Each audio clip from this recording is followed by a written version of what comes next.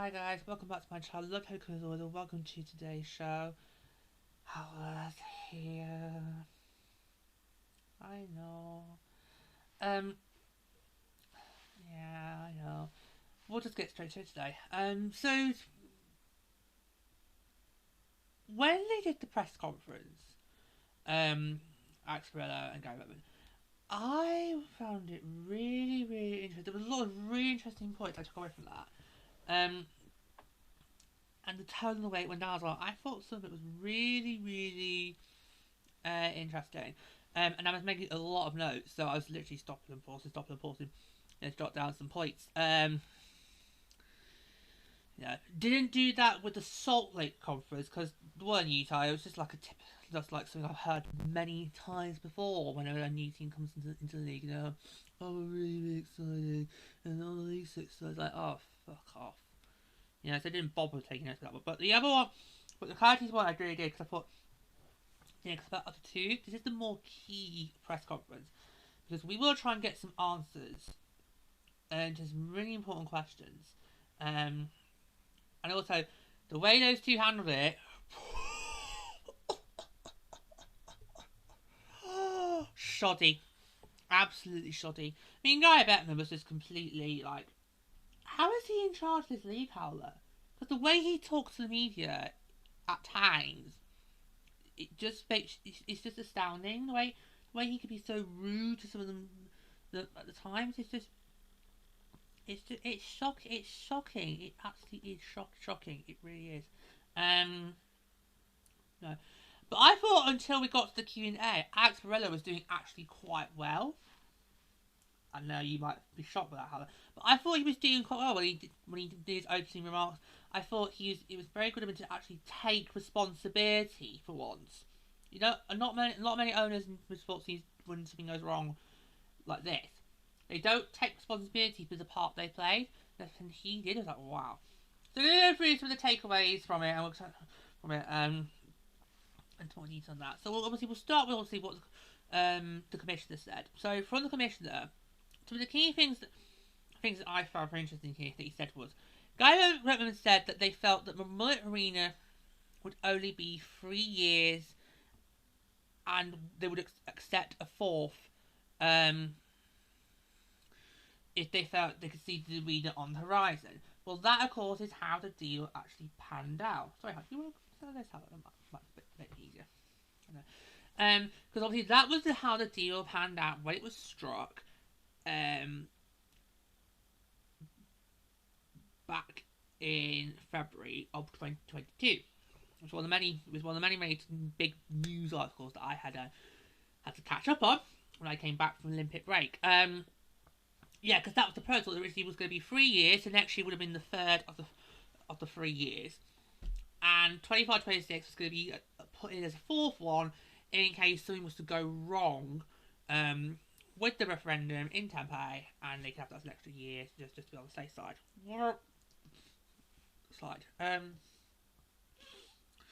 So okay, why are you confirming something that we already knew was public? But this is where I get interesting. He couldn't tolerate it being 5 years, which was the course they were heading with the auction still scheduled for June 27th.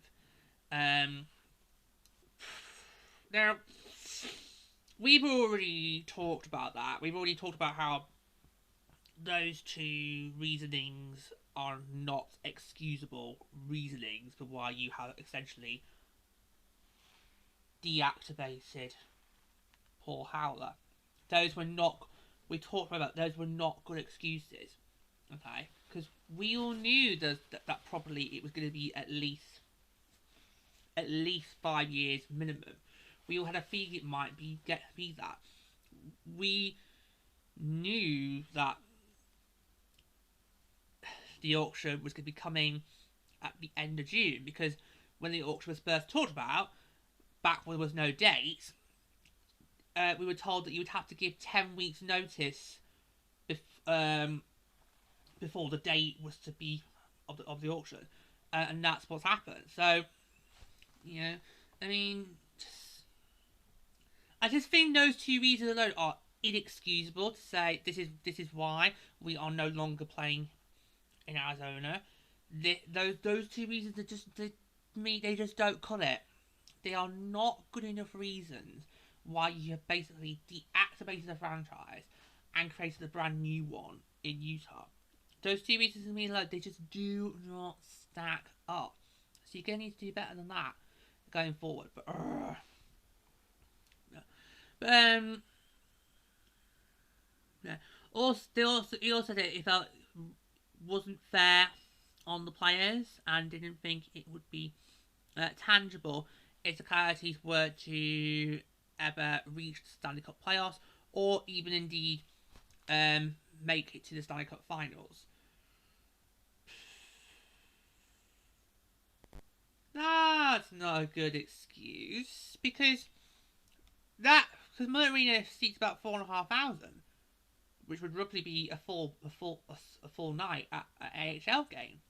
And the AHL has no problem doing playoffs and Calder Cup finals in those kind of arenas. So why shouldn't you be? Could you imagine the atmosphere that you would have created? Really, you actually had a Stanley Cup playoff game there? It would have been amazing. It would have been electric. Ugh. So again, that's also not a good excuse. Plus, have we actually ever heard players complain in the last 2 years? Like, publicly, on the record, or like post games or interviews? Have we actually heard them complaining about this? I don't think we have.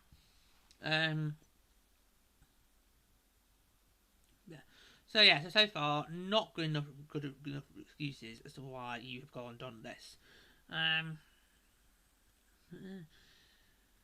So here's the next interesting thing. So March the 6th is when it was raised with the Coyotes ownership about this proposal. And brilliantly, the Coyotes said, no. Just, no. We're not doing this. And the Coyotes said no because they believed in hockey in the desert. So very well done for the Coyotes ownership group to stick to the gun and say, no. There's a plan.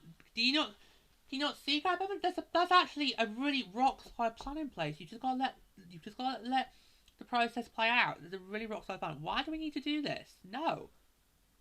Fuck off. No. So well done sticking your guns. But what did swung it for the Coyotes ownership was the decision to make the Coyotes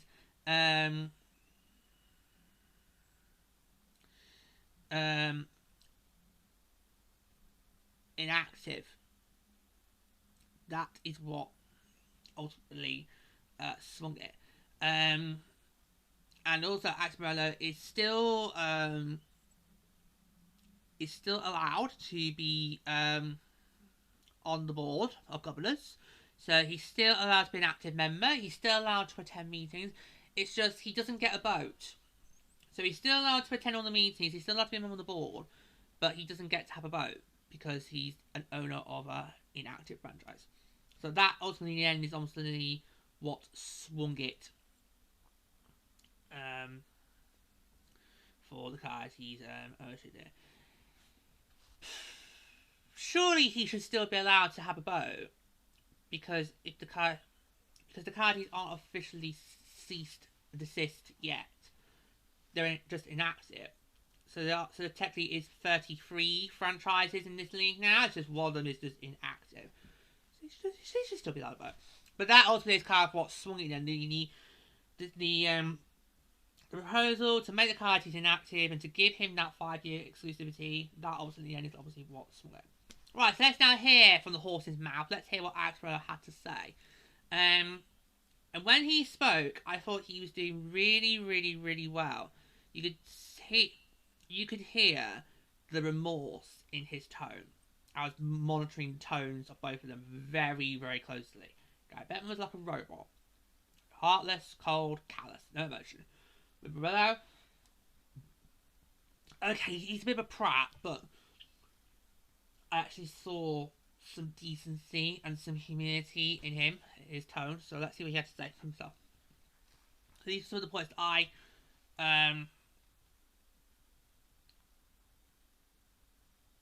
took from that. So he believed that moving from Glendale to Mullet Arena was the right decision. And we'll talk about it in a minute with thoughts of the Q&A. He believes that if they win the auction, the Coyotes could be top 10 in revenue. So they are still firmly focused on that auction at the end of June and believe that if we get it all done, we can maybe be top 10 in the revenue. We'll see.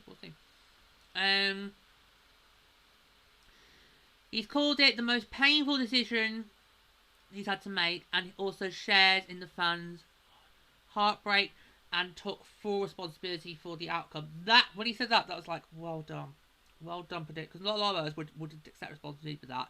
So well done for actually saying that. Very pleased with that. He agreed with the league about the situation about it not being found players to carry on in Mullet Arena. It's fully focused on reactivating the Coyotes for winning the land auction.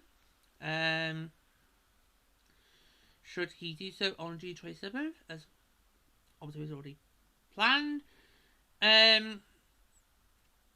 Makes it very, very clear that no public money would be going into the building.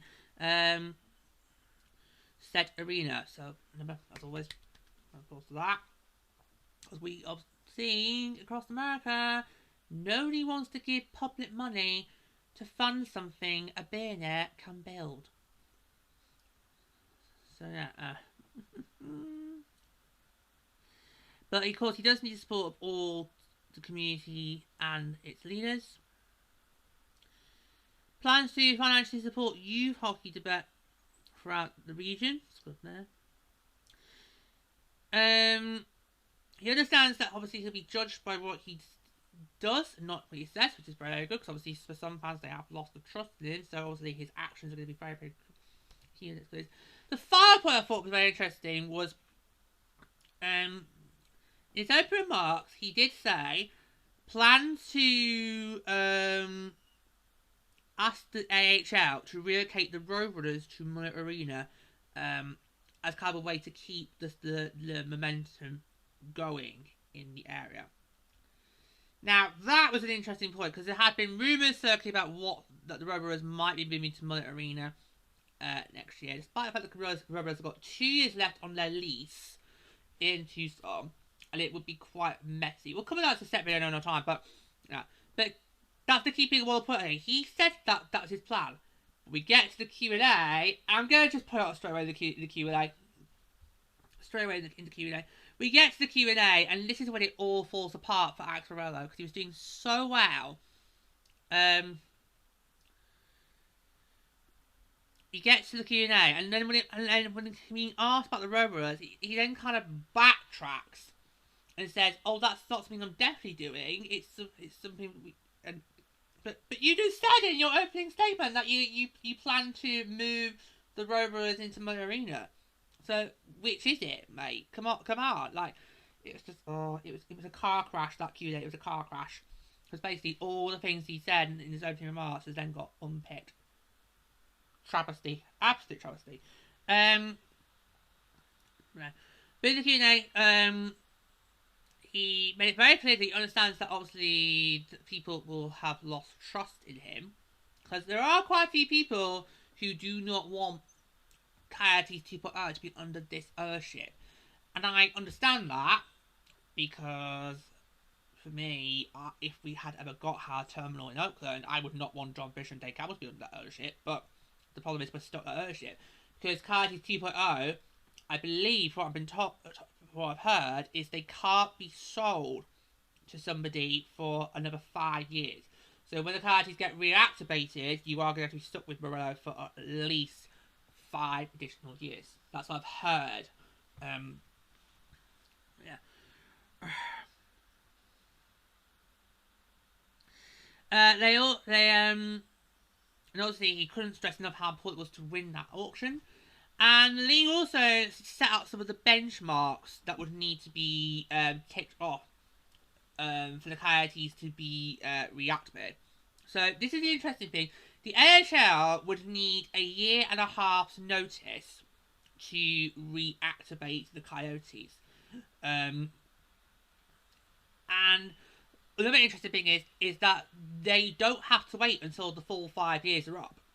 Because that would take us to, hold on, 24, 24, 25, 25, 26, 26, 27, 27, 28, 29.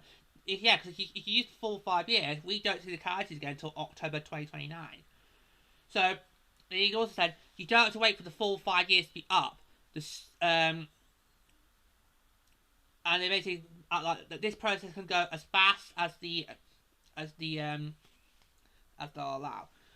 So, if maybe the arena is kind of 50% complete, that might be a good point for the league to see. Yes, this is getting serious. This is going to happen, and then we can now look into the reactivation process. So that's interesting. I'm not sure how that would work for the original timeline. Would it be maybe 26, beginning of 2026? Then is it 27, 28? I don't know. But that was really interesting. So, yeah, so they would need to give a year and a half notice to the league to be reactivated, and apparently there'll be no need for any board of governor approvals to get them reactivated. Nope, it'll be just a straightforward. So, all right.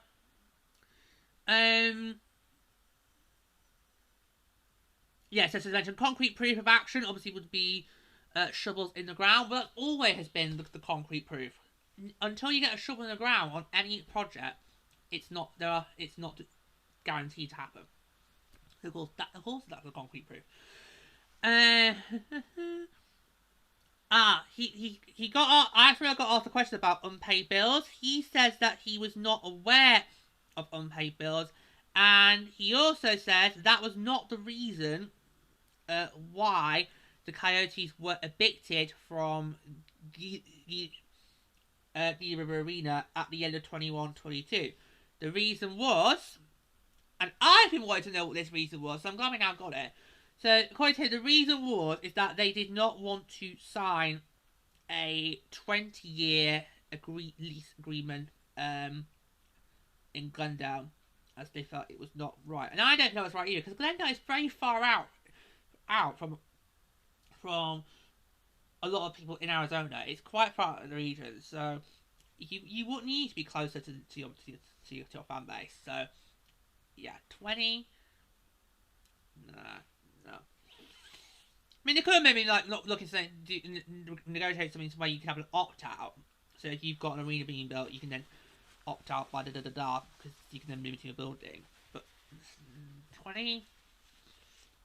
Wow, that's a bit much. That is a bit much. I'd love to know how Gila River Arena is doing now since the Coyotes vacated that, because they're the ones who did it. The Coyotes didn't choose to go. It was basically Glendale evicted them because they felt that we could do better with other events than having 41 guaranteed home dates for the Coyotes. Well, how's that going for you, Glendale? Yeah.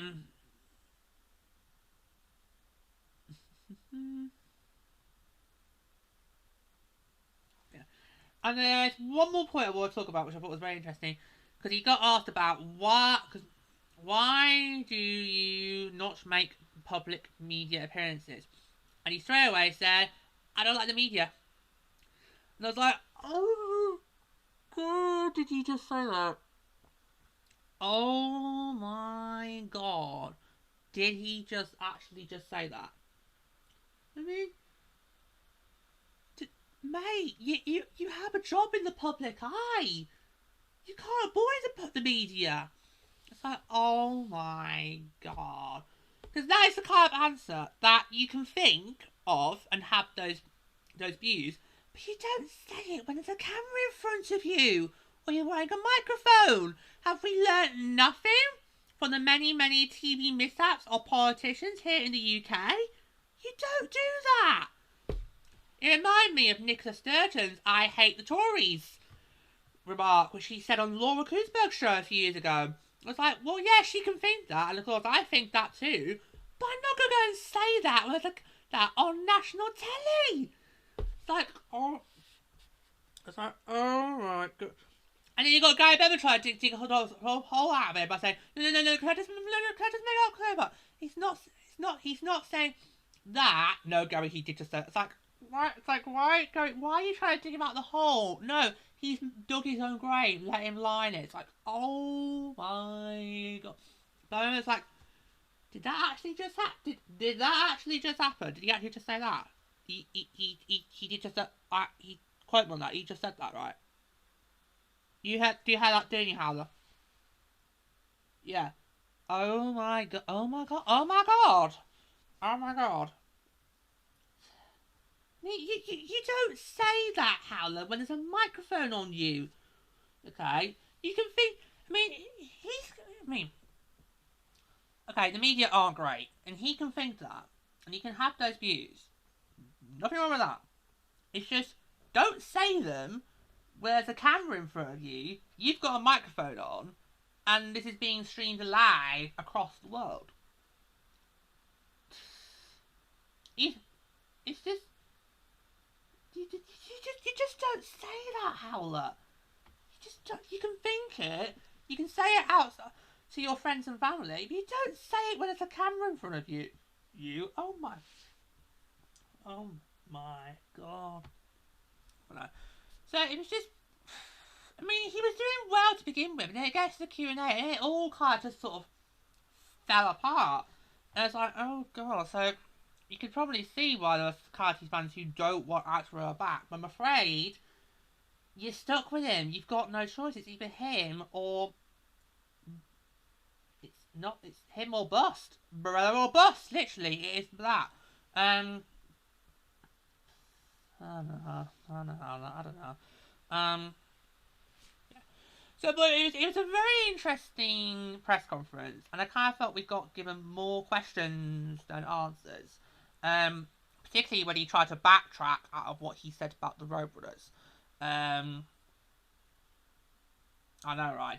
Just mad, balmy, mad. I just don't get it. Yeah. So yeah, it was an interesting press conference to watch, and I felt we got more questions than answers. Asmiller tried to understand and show empathy, whereas Guyver was just like having none of it, and it got worse for him when he went to Utah, because in Utah he just kept, whenever he brought up Arizona, he referred to it as like the elephant in the room, and like we had a problem. I know. Show the camera your disgusted face, Howler, at that. Show the camera. Go to the camera, love. That's a pissed off Howler. I was like, oh my god, is he actually going there? Is he actually going there? It's like, Gary, you do realise you have given Arizona a 5-year exclusivity to get back in this league, right? So, maybe don't piss them off. Maybe don't try and insult them. Maybe don't disrespect them. No, we're just gonna go for trade insults and blows. Right, we're going there. We're going there, Howler. We're going there. We are going there. Wow. But in the Utah press conference, he just kept referring to Arizona like we had a problem. Well, let's all point paws at who caused the problem. Exactly, Howler. He did. He caused the problem. So, yeah. Oh god, that press conference in Utah was just so. It actually was quite dull. It really was. I did wonder, was I going to do notes on that as well? But I thought, nah. It was actually quite dull. It was like all those other times we had Vegas be welcomed in and Seattle welcomed in. It's like, it's nothing new I've heard before. Yeah, and plus we didn't get anything meaty out of that. We got no word on colours, no word on branding, no word on names. It was just basically welcome Utah to the league and thank you for solving our problem that we created, but we're not going to take responsibility for that. At least Axel tried to take responsibility for his actions. Gary Bettman, none. So it's an interesting conference, more questions and answers, and yeah, I don't know. Anyway, we're going to leave it there. Thank you for joining us today. If you loved it, do the album. And subscribe to chat me. That's asked by listening when contact us with. You can realise I got my official YouTube short handle. Go subscribe to podcast. I get podcast browsers for come out every single month every season. Until next time, I say goodbye from Howler. And for me, also until next time, so